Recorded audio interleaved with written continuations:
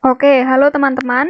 Pada kesempatan kali ini, saya akan menunjukkan cara untuk menambah akun baru atau kode akun baru pada format Excel for Accounting PT Bulan Surya Sejahtera.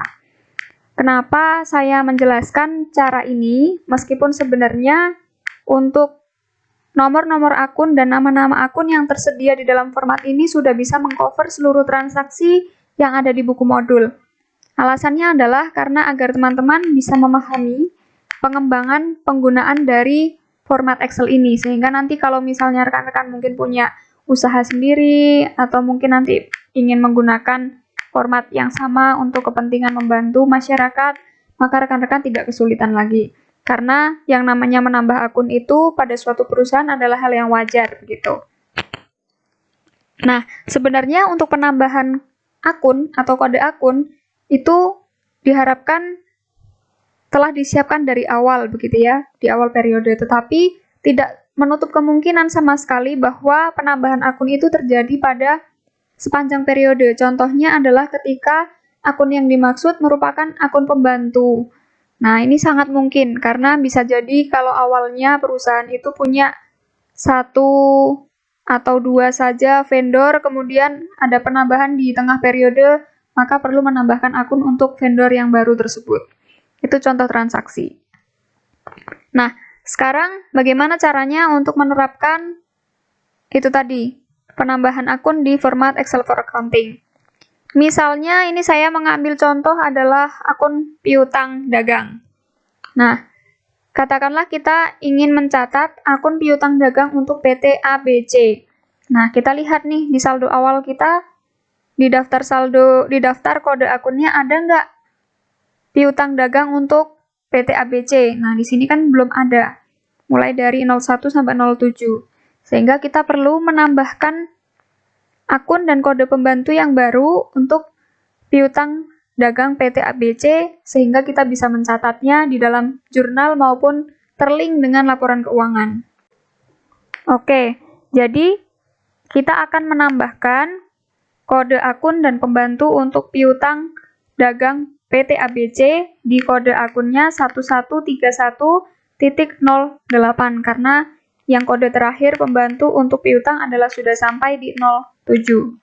Nah, jadi yang pertama kali rekan-rekan tambahi dengan kode akun dan pembantu yang baru adalah pada saldo awal, sheet saldo awal. Jadi ini yang pertama. Nah, saya sarankan rekan-rekan ketika menambahkan atau menyisipkan baris, tidak langsung dengan menggunakan klik kanan dan insert row atau tambah baris, tetapi rekan-rekan gunakan copy, nanti baru di insert copied-nya. Nah, caranya gimana? Jadi, karena ini kita membahas tentang piutang dagang, kita langsung aja yang kita copy atau kita ingin gandakan barisnya adalah yang piutang dagang terakhir.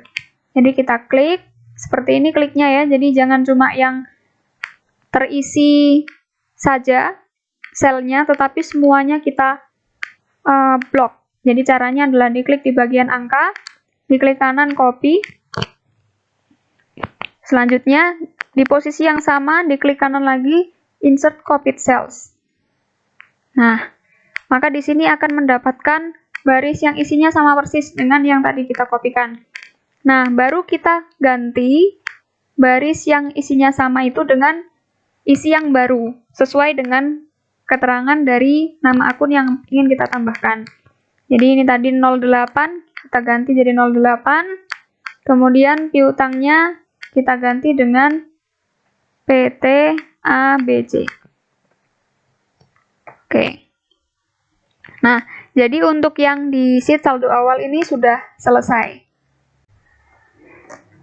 Dan selanjutnya, apakah sudah cukup hanya menambahkan kode akun dan keterangannya di sheet saldo awal? Jawabannya adalah belum cukup. Jadi kita perlu menambahkan di bagian lain dari Excel for Accounting ini yang juga berisi daftar saldo atau daftar kode akun. Nah, di mana lagi? Tidak lain adalah di ledger. Jadi kita berpindah ke sheet ledger. Nah, jadi di sheet ledger ini caranya sama seperti yang kita lakukan tadi di sheet saldo awal, kita juga menginsert, kita blok, klik kanan, copy, kemudian klik kanan lagi, insert copied cells, dan kita isikan dengan keterangan yang baru.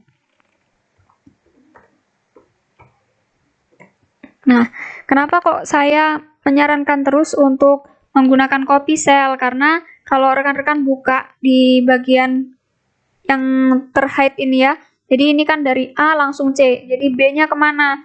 Di hide. Kalau ini dibuka hide-nya, maka di sini ada keterangan. Kalau rekan-rekan menggunakan hanya insert langsung, maka nanti akan kosong rumus yang tersedia di dalam kolom yang orange ini, sehingga nanti akan bermasalah dalam pencatatannya. Kita tutup lagi. Itu sampai dengan ledger. Kita masih punya satu step lagi setelah ini. Oke, langkah terakhir adalah kita berpindah ke sheet jurnal. Apakah kita bisa langsung mencatat di sheet jurnal? Belum ya. Jadi kita masih punya satu daftar akun lagi di dalam sheet jurnal ini yang mungkin rekan-rekan tidak menyadari selama ini. Jadi kalau rekan-rekan buka di bagian yang bertanda tambah, baik di atas maupun di samping ini, maka rekan-rekan nanti akan melihat daftar akun yang selama ini tersembunyi. Oke, jadi ini rekan-rekan klik. Dan yang satu lagi juga diklik. Maka ketika di-scroll ke atas, akan muncul daftar akun yang selama ini tidak terlihat gitu ya.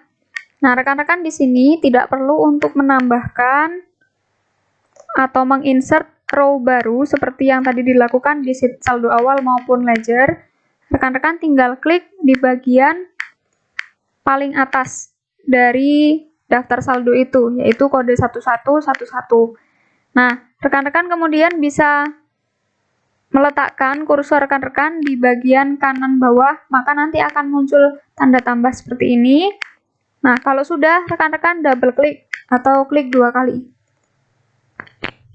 Nah, kalau rekan-rekan amati di sini tadi ada perubahan ya, yang awalnya dari 6 lanjut ke 8 tadi ya, kemudian muncul 7 dan diikuti dengan 8. Nah, tetapi kita perlu lihat ke bagian bawah ya. Nah, dipastikan bahwa di bagian paling bawah ini sudah merupakan kode akun yang terakhir juga ada di dalam sheet saldo awal maupun sheet ledger. Nah, ini sama-sama rugi laba ya. Di sini tadi juga rugi laba, berarti sudah masuk semua untuk daftar akunnya. Nah, kalau sudah, berarti harusnya langkah-langkah ini sudah selesai semua. Jadi, bisa rekan-rekan tutup untuk yang tadi listnya tersembunyi ini. Nah, jadi ini sudah siap untuk digunakan akunnya. Kita coba. Tadi kodenya adalah 1131.08. Kita klik saja 1131, kita ketik saja. Kemudian kita klik di bagian drop down-nya. Nah, ini urut 1 sampai dengan 7. Di sini ada scroll down. Nah, di sini muncul 8. Piutang PT ABC. Nah, kita coba masukkan suatu nominal bebas ini ya, untuk uji coba saja. Nah, di sini sudah muncul akun juga. Kemudian kita cek di ledger apakah sudah ada perubahan.